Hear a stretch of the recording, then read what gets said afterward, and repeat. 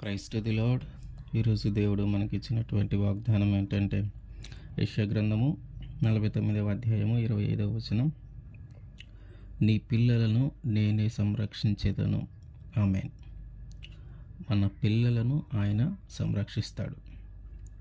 చాలామంది తల్లిదండ్రులకి ఒక దిగులు, ఒక భయము ఏంటంటే ఈ పిల్లల్ని ఎలా పోషించాలి, ఈ పిల్లల్ని ఎలా ప్రయోజకుల్ని చేయాలి, ఈ పిల్లల్ని ఎలా గొప్పవారిగా చేయాలి, వీళ్ళకి ఎలా మంచి చదువు అందించగలను, వీరికి ఎలా మంచి ఆహారం అందించగలను, వీరికి ఎలా మంచి వస్త్రములు నేను ఇవ్వగలను అని చాలామందికి ఒక దిగులు, ఒక భయము ఉంటుంది. ఎందుకంటే వారిని పోషించే స్తోమత, వారి యొక్క అవసరాలు తీర్చగలిగే స్తోమత వారికి లేకపోవటం. ఆ పిల్లల యొక్క మంచి చెడు చూసుకునే ఆ సామర్థ్యము వారిలో లేకపోవటం, వారి యొక్క అవసరాలు తీర్చగలిగే సామర్థ్యము వారిలో లేకపోవటం. ఈ తల్లిదండ్రులకు ఉన్నటువంటి భయము, వీరిని ఎలా చూసుకోగలము, వీరి మంచి చెడులు ఎలా చూసుకోగలము, వాళ్ళ అవసరాలు ఎలా తీర్చగలము, మన దగ్గర అంత సామర్థ్యము లేదు కదా అని చాలామంది దిగులు పడుతూ ఉంటారు. కొంతమంది పిల్లలు ఆ తల్లిదండ్రులు చెప్పిన మాట కూడా వినని వారు ఉంటారు. వారిని బట్టి మరి ఎక్కువగా వారు దిగులు పడుతూ ఉంటారు. వారిని బట్టి వీరు చెడ్డ ప్రవర్తనలకు వెళ్ళిపోతారేమోనని వారిని బట్టి కూడా వీరు ఎక్కువగా దిగులు పడుతూ ఉంటారు. అయితే దేవుడు ఏమంటున్నాడంటే, నీ పిల్లలను నేనే రక్షిస్తాను, నీ పిల్లలను నేను రక్షిస్తాను, నువ్వు దిగులు పడవలసిన పని లేదు.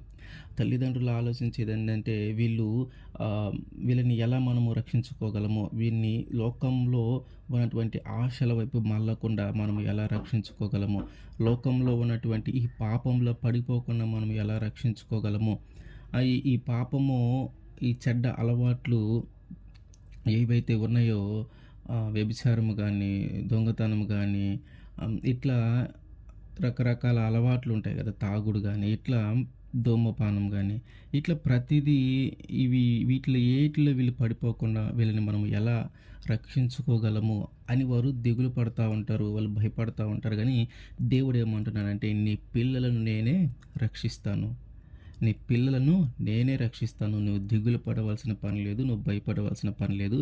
వారి యొక్క బాధ్యత నాది.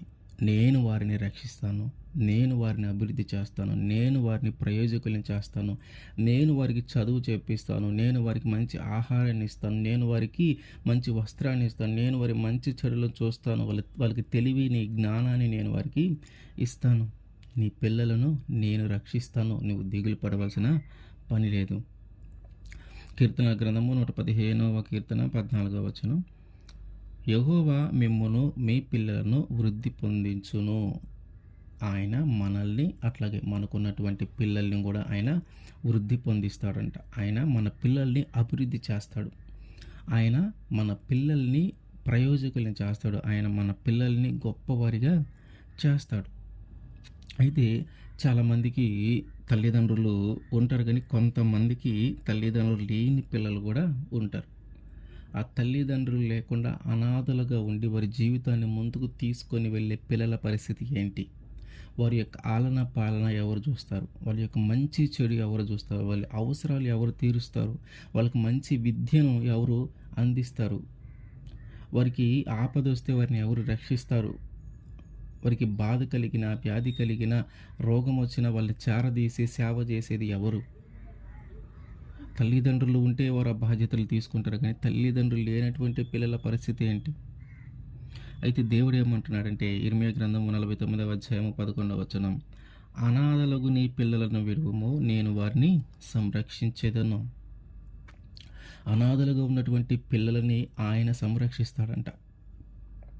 ఎలాగైతే తల్లిదండ్రులు వారి యొక్క పిల్లల్ని ప్రతి విషయంలో కూడా దగ్గరగా ఉండి, ప్రతి విషయంలో కూడా పాలు పంచుకొని వాళ్ళని కాపాడుకుంటూ వస్తారో, అట్లా అనాథలుగా ఉన్నటువంటి పిల్లలని, తల్లిదండ్రులు లేనటువంటి పిల్లల్ని, అనాథలుగా జీవిస్తున్నటువంటి పిల్లల్ని ఆయన సంరక్షిస్తాడంట. ఆయన సంరక్షణలో వీళ్ళు ఉంటారంట, ఆయన రెక్కల క్రింద వీళ్ళు ఉంటారంట. తల్లిదండ్రుల క్రింద ఉండేటువంటి పిల్లలకి తల్లిదండ్రులు ఉండి వారి యొక్క పోషణలో ఉండేటటువంటి పిల్లలకి ఏదైనా లోపము ఉంటే ఉండొచ్చేమో చూసుకునే విధానంలో, మంచి చెడులు చేసే విధానంలో ఏదైనా చిన్న చిన్న లోపాలు ఉంటే ఉండొచ్చేమో. ఎందుకంటే తల్లిదండ్రులు పిల్లలకి న్యాయం చేయలేకపోయే పరిస్థితులు కూడా ఉంటాయి. కానీ తల్లిదండ్రులు ఉండి ఆ పిల్లలకి అన్నీ అందని పరిస్థితుల్లో ఉన్న సందర్భాలు ఉన్నా, ఈ ఎప్పుడైతే దేవుని సంరక్షణలో ఈ అనాథ పిల్లలు ఉంటారో, దేవుని సంరక్షణలో ఎదిగే పిల్లలు ఎవరైతే ఉంటారో వారికి మాత్రం ఏ ఆటంకమో, ఏ లోపమో లేకుండా వారికి అన్నీ ఏ టైంకి ఏమి అందాలో, ఏ టైంకి ఏమి తీసుకోవాలో అన్నీ వాళ్ళకి అందుతాయి. మన తల్లిదండ్రులైనా కొన్ని కొన్ని విషయాల్లో మనకి చిన్న చిన్న లోపాలు చేయొచ్చేమో కానీ దేవుని సంరక్షణలో ఉన్నటువంటి ఈ పిల్లలకు మాత్రం ఎలాంటి లోపము జరగదు. ఎలాంటి ఆహ్, అందవలసిన టయానికి అందనివేవి ఉండవు. అన్నీ కూడా సమయానికి అనుకూలంగా అన్నీ జరిగిపోతా ఉంటాయి. అయితే దేవుడేమంటున్నాడంటే, నేను నీ పిల్లలని ఇంత గొప్పవాళ్ళుగా చేస్తా ఉన్నాను. నీ పిల్లల్ని ఒక ప్రయోజకునిగా నేను చేస్తా ఉన్నాను. వాళ్ళని అభివృద్ధి చెందిస్తా ఉన్నాను. వాళ్ళకి గొప్పవాళ్ళుగా చేస్తా ఉన్నాను. కానీ వాళ్ళు ఏం చేస్తున్నారంటే వారు నా మీదే తిరగబడతా ఉన్నారు. యెషయా గ్రంథము 1వ అధ్యాయము 2వ వచనం. యెహోవా మాట్లాడుచూ ఉన్నాడు, ఆకాశమా ఆలకించుము, భూమి చెవియొగ్గుము. నేను పిల్లలను పెంచి గొప్పవారినిగా చేసి తిని, వారు నా మీద తిరుగుబడి ఉన్నారు. ఆయన పిల్లలు ఎవరు? ఆయన పిల్లల మనము, అట్లాగే మనకున్నటువంటి పిల్లలు కూడా ఆయన పిల్లలు. అంటే మన పిల్లలతో పాటు మనము కూడా ఆయన పిల్లలమే కాబట్టి ఆయన ఏం చేస్తున్నాడు? ఆయన ఏం చెప్తున్నాడంటే, ఆయన మనల్ని చిన్నప్పటి నుంచి పెంచి, పోషించి అన్నీ ఎన్ని ప్రమాదాలు కలిగినా వాటన్నిటి నుంచి మనల్ని విడిపించి, మంచి విద్యను అందించి, మంచి ఆర్థిక పరిస్థితులను అందించి, మంచి ఆహారాన్ని అందించి, మంచి వస్త్రాలను అందించి, సమాజంలో మనకు ఒక మంచి గుర్తింపు తెంచి, మనకు ఒక మంచి ఉద్యోగాలను ఇచ్చి, ఇంత గొప్పగా ఆయన మనల్ని నడిపించుకుంటా వెళుతూ ఉన్నాడు. ఇంత గొప్ప స్థితిలో ఆయన మనల్ని ఉంచితే అంట, మనం ఏం చేస్తున్నామంటే ఆయన మీద తిరగబడతా ఉన్నామంట.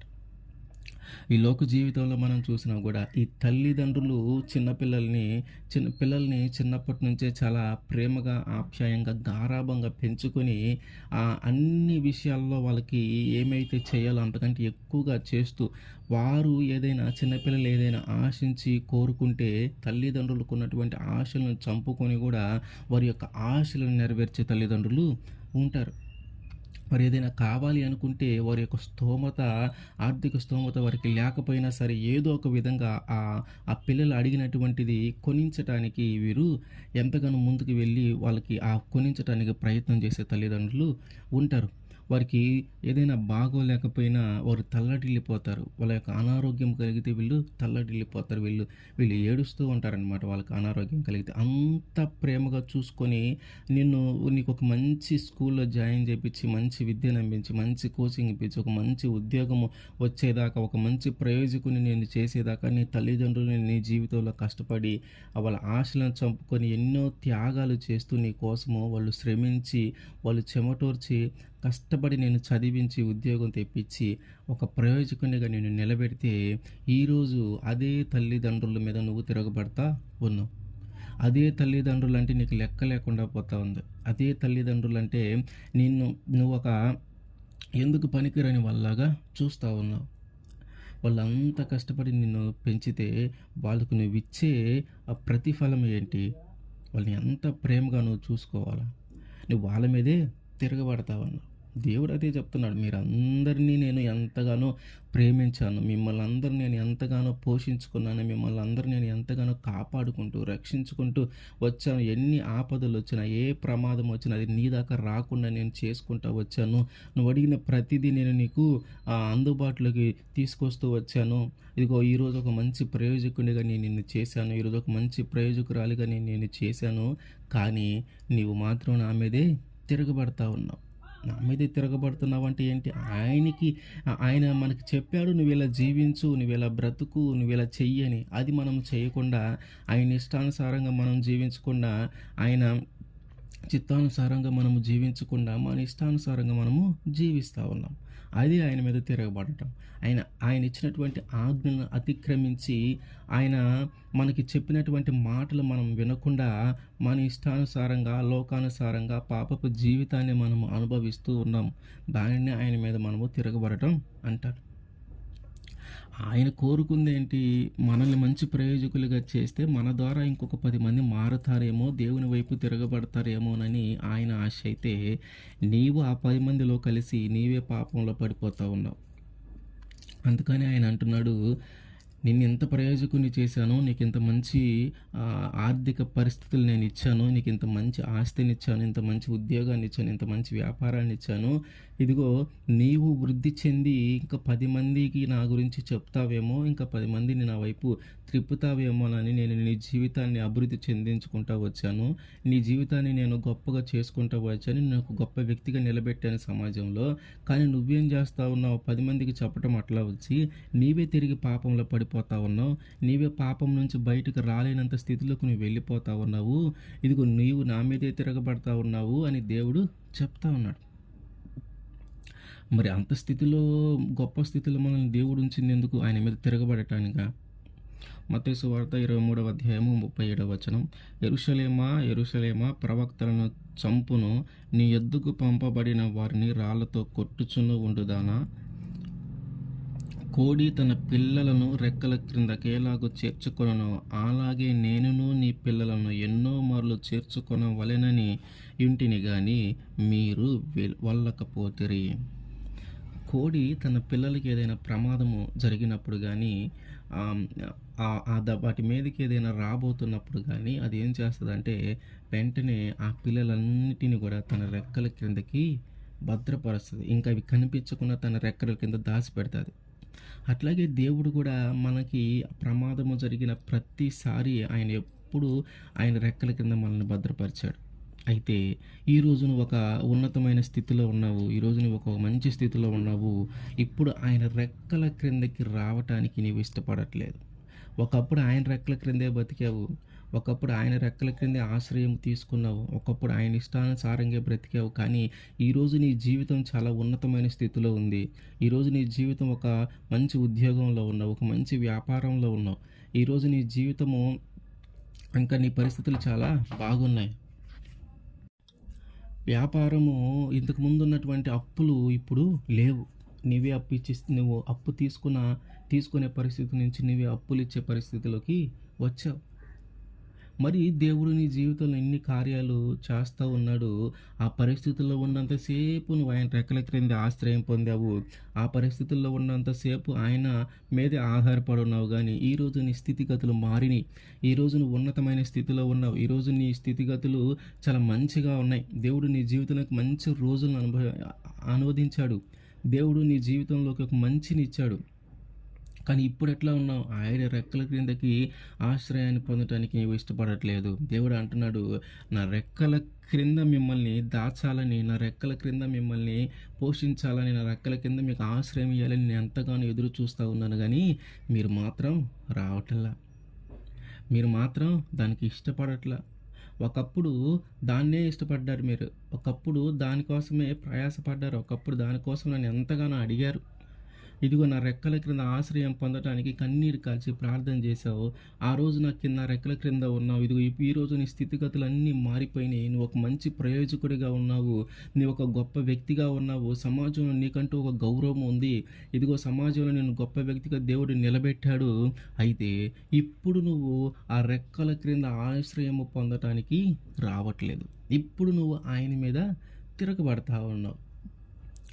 దేవుడు చాలా ప్రేమ కలిగిన వ్యక్తి కాబట్టి నువ్వు ఆయనకి వ్యతిరేకంగా జీవిస్తూ ఉన్నా కూడా, ఆయనకి ఇష్టం లేకుండా నిన్ను జీవిస్తూ ఉన్నా కూడా, ఆయన ద్వారా ఆశీర్వాదము పొందుకొని, ఆయన ద్వారా మేలులు పొందుకొని తిరిగి ఆయన వైపు రాకుండా పాపంలో పడిపోతా ఉన్నా కూడా ఆయన నిన్ను ఇంకా శిక్షించట్లేదు. ఎందుకంటే నీవు తెలుసుకుంటావేమోనని. ఇదిగో దేవుడు నా జీవితంలో ఈ కార్యం చేయబట్టే కదా నేను ఈ స్థితిలో ఉన్నాను. దేవుడు నా జీవితంలో ఈ మేలు ఇవ్వటం బట్టే కదా నేను ఇంత గొప్ప స్థితిలో ఉన్నాను. కాబట్టి నా దేవునికి ఇష్టానుసారంగా నేను జీవించాలా. నా దేవుని చిత్తానుసారంగా నేను జీవించాలా. ఆయనకి వ్యతిరేకంగా నేను జీవించకూడదనే విషయము నీవు తెలుసుకుంటావేమోనని నీ మీదకి ఇంకా ఎలాంటి శిక్షలు రాలేదు. కాబట్టి మనము తెలుసుకోవాలి. ఆయన మనల్ని ఎంతగానో ప్రేమించి, ఆయన ఎంతగానో మన మీద కృప చూపించి, ఆయన ఎంతగానో మనమంటే ఇష్టపడి, మన జీవితాలను ఆయన బాగు చేసుకుంటా ఈరోజు మనల్ని గొప్ప స్థితిలో ఉంచితే, మనము ఆయన మీదే తిరగబడతా ఉన్నాము. మనం ఆయన రెక్కల క్రింద ఆశ్రయము పొందటానికి మనము రావట్ల.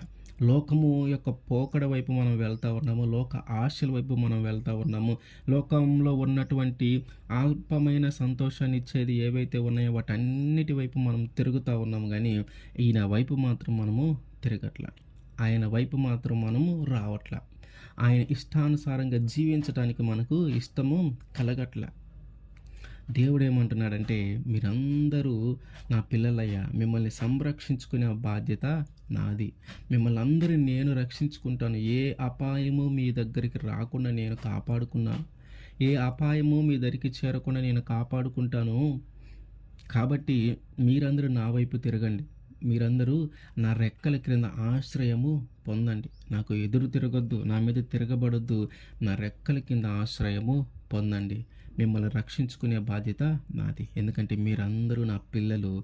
నేను వాగ్దానం చేస్తూ ఉన్నాను మీతో, మిమ్మల్ని అందరినీ రక్షించుకునే బాధ్యత నాది అని. కాబట్టి మనమందరం ఆయన పిల్లలము. ఆయన రెక్కల కింద మనం ఆశ్రయం పొందుకుందాము. అప్పుడు ఆయన మనల్ని రక్షిస్తాడు. ఆమేన్.